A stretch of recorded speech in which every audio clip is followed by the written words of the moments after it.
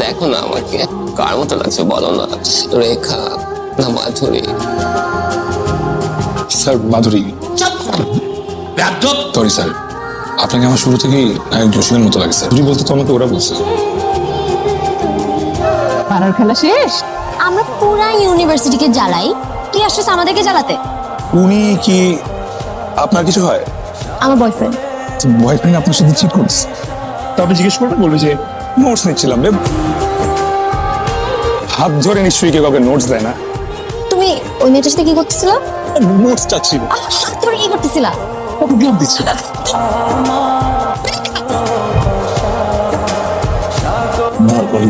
Fresh হয়ে আসো, আমি তোর জন্য কফি বানিয়ে নিয়ে এসছি।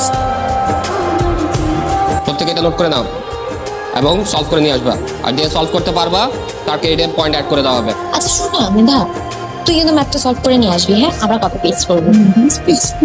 তোরা তাহলে যা, আমি নোটটা তুলে নিয়ে আসি।